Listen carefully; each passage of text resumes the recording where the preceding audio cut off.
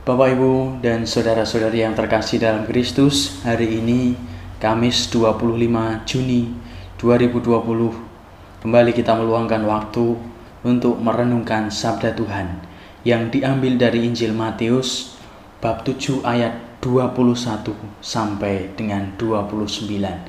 Mari kita siapkan hati untuk merenungkan sabda Tuhan. Tuhan sertamu dan sertamu juga. Inilah Injil Tuhan Yesus Kristus menurut Matius. Dimuliakanlah Tuhan. Bukan setiap orang yang berseru kepadaku, Tuhan, Tuhan, akan masuk ke dalam kerajaan surga, melainkan dia yang melakukan kehendak Bapa-Ku yang di surga. Pada hari terakhir banyak orang akan berseru kepadaku, Tuhan, Tuhan, bukankah kami bernubuat demi namamu, dan mengusir setan demi namamu, dan mengadakan banyak mujizat demi namamu juga?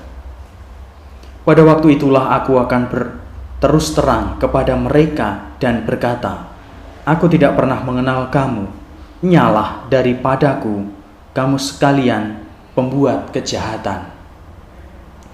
Setiap orang yang mendengar perkataanku ini dan melakukannya, ia sama dengan orang yang bijaksana dan mendirikan rumahnya di atas batu.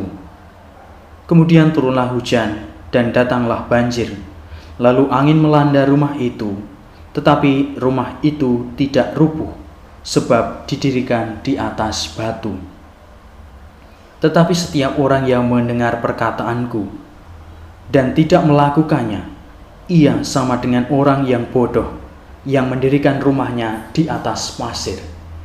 Kemudian turunlah hujan dan datanglah banjir, lalu angin melanda rumah itu, sehingga rubuhlah rumah itu, dan hebatlah kerusakannya.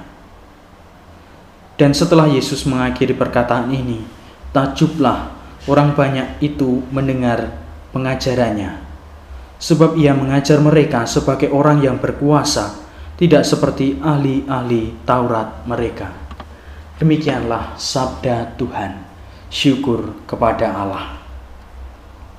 Saudara-saudari yang dikasihi dan mengasihi Tuhan, salah satu ukuran dari menjadi murid Yesus adalah kemampuan untuk melakukan kehendak dan juga ajaran Allah. Dikatakan demikian, bukan setiap orang yang berseru kepadaku, Tuhan, Tuhan, akan masuk ke dalam kerajaan surga, melainkan dia yang melakukan kehendak Bapa-Ku di surga. Ukuran kebaikan seseorang tidak terletak pada apa yang dia ucapkan, tidak hanya terletak pada perkataan, melainkan pada yang dilakukan olehnya.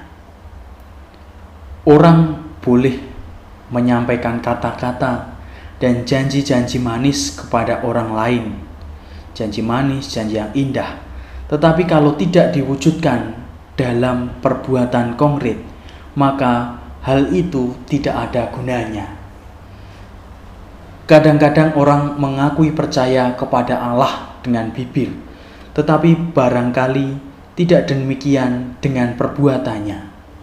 Orang boleh senantiasa berdoa, berkata-kata, namun tindakannya tidak mencerminkan dari apa yang didoakan, atau tidak mencerminkan sebagai orang-orang yang dekat dengan Tuhan Yesus.